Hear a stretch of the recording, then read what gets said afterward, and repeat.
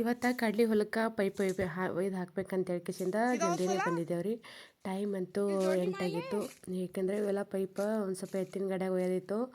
ಇಲ್ಲಿದ್ದು ಒಯ್ಬೇಕಾದ್ರೆ ಅಂತೂ ಭಾಳಷ್ಟು ಒಂದು ಸ್ವಲ್ಪ ದೂರ ಅದಲ್ರಿ. ಹಂಗಾಗಿ ಕೆಸಿಂದ ಒಂದು ಅರ್ಧ ತನಕ ಹೋಗ್ತೀವಿ ಪೈಪ ಅಲ್ಲಿಂದ ಕಡೆ ಎತ್ತಿನ ಗಾಡ್ಯಾಗ ತೊಗೊಂಡು ಬರಬೇಕು. ಅದಕ್ಕೆ ಇಷ್ಟ ತನಕ ಎಲ್ಲ ಪೈಪ್ ಎಲ್ಲ ಗೊಳೆ ಮಾಡಿ ಕೆಸಿಂದ ಇವಾಗ ಎತ್ತಿನ ಗಾಡ್ಯಾಗ ಅದು ಹಾಕಿಬಿಟ್ಟಾರಿ. ಇನ್ನು ಒಯ್ದು ಜೋಡಣೆ ಮಾಡ್ಬೇಕು ಪೈಪ.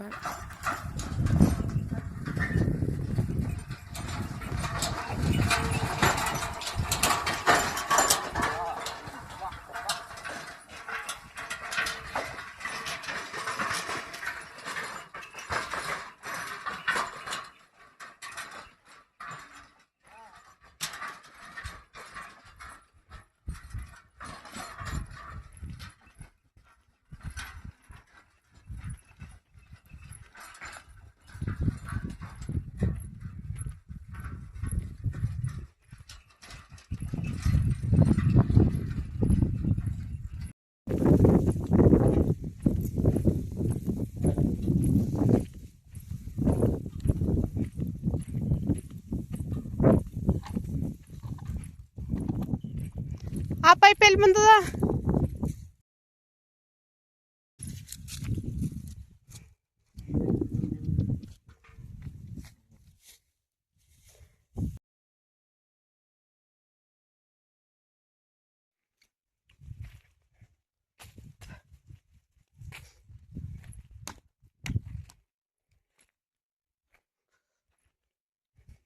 ಇವು ದಂಡಿಗೆ ಹೋಗಿನ ಉಳಿತಾವ ಪೈಪ ಎಣ್ಣೆ ಸಹ ನಾಕ್ಯವನ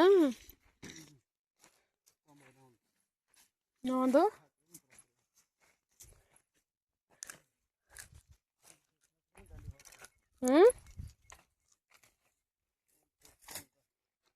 ಒಂದೇ ಸಾಕು.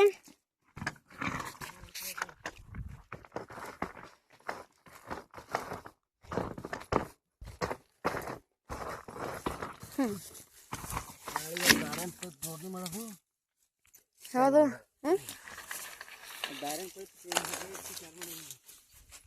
ಅದು ಅಲ್ಲೇ ಇಟ್ಕೊಂಡು ಚಾಲು ಮಾಡಿಬಿಡ ಮತ್ತು ಅಲ್ಲೇ ಉಣ್ತದ ನೀರು ಅವ್ರ ಹೊಲ್ದಾಗಿ.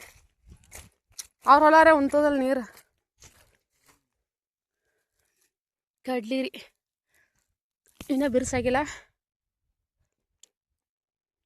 ಇನ್ನೂ ಎಲ್ಲ ಒಳಗೆ ಸೊಟ್ಟು ಅವ ರೀ. ಅದಕ್ಕೆ ಒಂದರ ನೀರು ಹಾಕ್ಬೇಕಂತ ಹೇಳ್ಕೆಸಿಂದ ಇವತ್ತು ಪೈಪ್ ತಂದು ಹಾಕಿದೆವು. ಟೈಮ್ 2 ಆಗ್ಯದ ರೀ.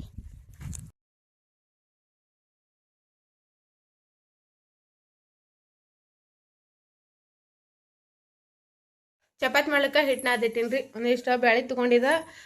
ಈಚೆ ಕಡೆ ಸೈಡಿಗೆ ಬ್ಯಾಳೆ ಹಾಕಬೇಕು. ಕಡ್ಲಿ ಪಲ್ಯ ಅಂದ್ರೆ ಹಸಿ ಕಡ್ಲಿ ಪಲ್ಯ ಅಲ್ರಿ, ಒಳಗೆ ಸಿಕ್ಕಿದ್ದ ಕಡ್ಲಿ ಪಲ್ಯ ಹಾಕಿ ಬ್ಯಾಳೆ ತಳಸ್ಬೇಕಂತೇಳಿ ಇದಿಷ್ಟು ನೀರು ಹೆಸರಿಟ್ಟಿನಿ. ಕಡೆ ಒಂದಿಷ್ಟು ಚಪಾತಿಯಾಗ ಹಾಲು ಉಣ್ತಾರಂತೇಳಿ ಹಾಲು ಕಾಸಿ ಇಟ್ಟಿದ್ರಿ. ಮತ್ತು ಒಂದಿಷ್ಟು ಕಡ್ಲಿ ಪಲ್ಯ ಮಾಡಬೇಕು.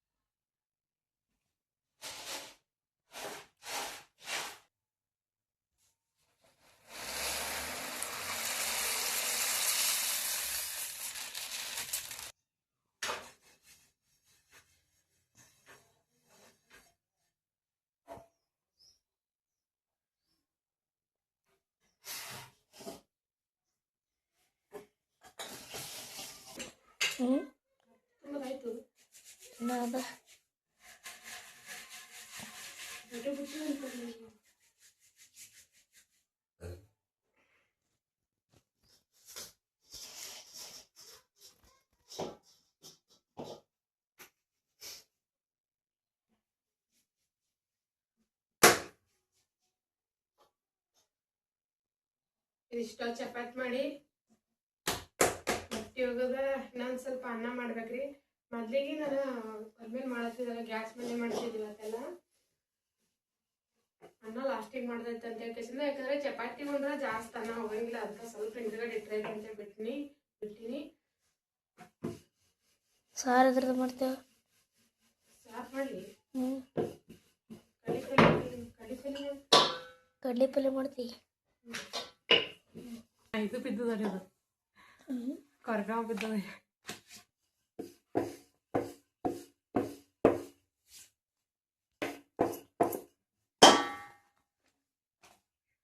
ಆ ಉಪ್ಪಿನ ಡಬ್ಬದಾಗ ಕೊರಮೆ ಆಯ್ತು ಹಂಗೆ ಬಿದ್ದು ಹಿಟ್ನಾಗ.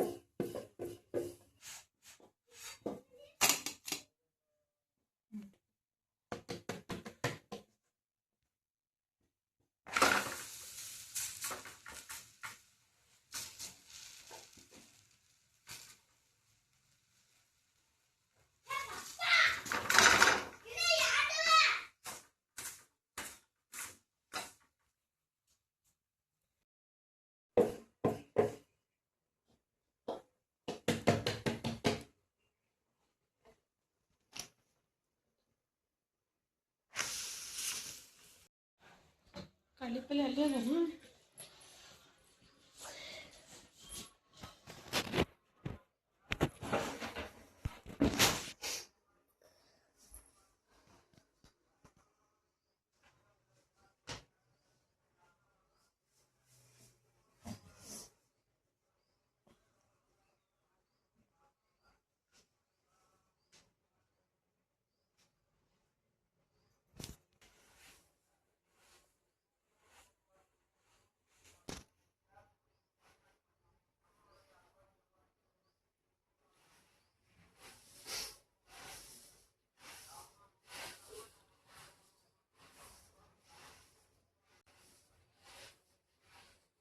ಇಲ್ಲಿ ನಾನು ಬ್ಯಾಳಿ ಕುದಿಸಿದಲ್ರಿ, ಬ್ಯಾಳಿ ಒಂದ್ ಸ್ವಲ್ಪ ಜಾಸ್ತಿ ಆಗ್ಯವು. ಹಂಗಾಕಿಸಿಂದ ಮತ್ತೊಂದ್ ಸ್ವಲ್ಪ ಸಪ್ಪನ್ ಬ್ಯಾಳಿ ಮಾಡೋದಾಯ್ತು ಅಂತೇಳಿ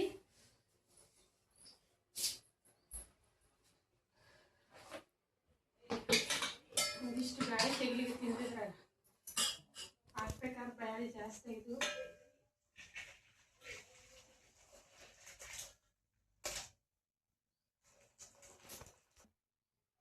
ಒಂದಿಷ್ಟ ಬ್ಯಾಳಿ ತೆಗಿಲಿಕ್ಕೆ ತಿಂದ್ರಾನ ಬ್ಯಾಳಿ ಜಾಸ್ತಿ ಆಗ್ಯವು.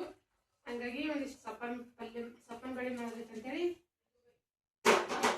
ಅಂದ್ರೆ ಉದುರು ಪಲ್ಯ ಜಾಸ್ತಿ ಬರೀ ಉದುರು ಪಲ್ಯನೇ ಆದ್ರೆ ಅದು ಹಂಗಿಲ್ಲಲ್ರಿ, ಅದಕ್ಕೆ ಒಂದಿಷ್ಟು ಅದ್ರಾಗ ಸಪ್ಪನ್ ಪಲ್ಯ ಮಾಡಬೇಕು.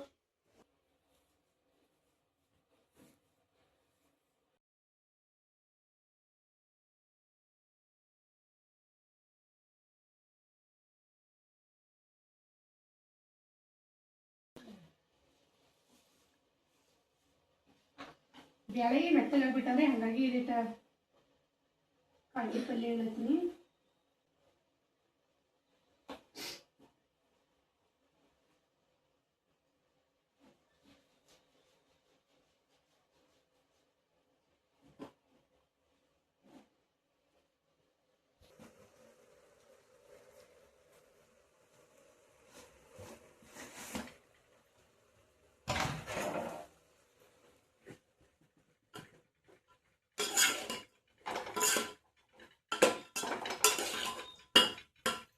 ಸ್ವಲ್ಪ ಎಲ್ಲ ಎಣ್ಣೆ ಹಾಕಿ ಅದ್ರ ಇನ್ನು ಬೆಳ್ಳುಳ್ಳಿ ಕುಟ್ಟಿ ಹಾಕಿಲ್ಲ, ಬೆಳ್ಳುಳ್ಳಿ ಹಾಕ್ಬೇಕು.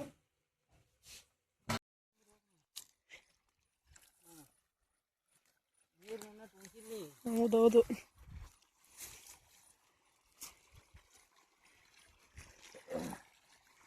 ಒಂದು 11-12ವರೆಗೆ ಚಾಲು ಮಾಡೀನಿ ನಾವು.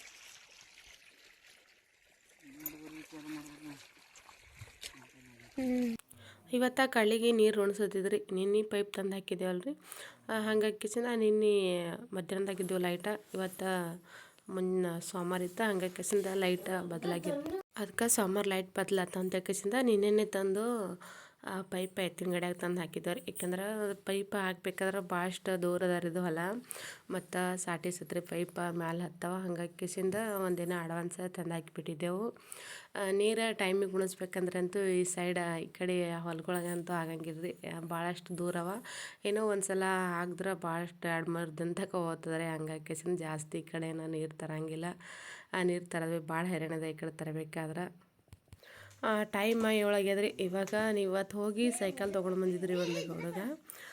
ಯಾಕಂದ್ರೆ ಸೈಕಲ್ ಇದ್ದಿದ್ದಿಲ್ಲ ಅವನಿಗೆ, ತರಬೇಕು ಅನ್ನೋದ್ರಾಗಂತೂ ಏನೋ ಸಣ್ಣವನಿಗೇನು ಸೈಕಲ್ ನಡೆಸ್ತಾನ ಅಂತ ಹೇಳ್ಕೇಸಿಂದ ಬಿಟ್ಟಿದ್ದೆವು. ಆದರೆ ಈಗ ಸೈಕಲ್ ಬೇಕಂತಲತ್ತಿದ್ನು. ಅದಕ್ಕೆ ನಿನ್ನೆ ಹೋಗಿ ತೊಗೊಂಡು ಬಂದಿದ್ರಿ ಒಂದು ಸೈಕಲ. ಕೆಂಪು ಕಲರ್ ಇತ್ತು ರೀ. ಯಾಕಂದ್ರೆ ಇವತ್ತಂದ್ರೆ ಸೋಮವಾರ ಇತ್ತಲ್ರಿ, ಹಂಗಾಗಿ ಕೇಸಿಂದ ಹೋಗಿ ತೊಗೊಂಡು ಬರ್ಬೇಕಂತೇಳಿ ಮನೆಯೇ ತರಬೇಕಂದಿದ್ರು. ಆದರೆ ಅವ್ರಿಗೆ ಭೀ ಹೋಗೋದಾಗಿದ್ದಿಲ್ಲ. ಇದು ಅಂತೂ ಒಂದು ಸ್ವಲ್ಪ ದೊಡ್ಡ ಸೈಜಿಂದ ಐತ್ರಿ ಸೈಕಲ. ಜಟ್ಟಗಂತೂ ನಡ್ಸಕ್ಕೆ ಬರಲ್ಲ, ಆದ್ರೂ ನಾನು ನಡೆಸ್ತೀನಿ ಅಂತೇಳಿ ಕೊಂದೋದಿದ್ದೆ. ಅವನಿಗಂತೂ ಜಟ್ಟಗಂತೂ ಬರಂಗಿಲ್ಲ ಅದು, ಒಂದು ಸ್ವಲ್ಪ ದೊಡ್ಡವ್ರ ಸೈಕಲ್ ಅದ. ಸಾಣದೇ ತರಬೇಕಾದ್ರೆ ಅಂತೂ ಸ್ವಲ್ಪ ಸಾಣದಾದ್ರೆ ಮತ್ತು ಬದಲಿ ಮಾಡಬೇಕಾದ ಅಂತ ಹೇಳ್ಕೇಸಿಂದ ಹಾಗಾಗಿ ದೊಡ್ಡ ಸೈಜ್ ಇದ್ದೇ ತಂದಿದ್ರಿ. ಹುಡುಗಂತೂ ಬರಬರ್ನಿ ಆತೈತಿ ಸೈಕಲ. ಇದು ಅಂತೂ ಅಫ್ಜಲ್ಪುರದಂದೇ ತೊಗೊಂಬಂದಿದ್ರಿ. ಇದು ರೇಟ 4500 ರೂಪಾಯಿ ಕೊಟ್ಟು ತೊಗೊಂಡು ಬಂದಿದ್ರು.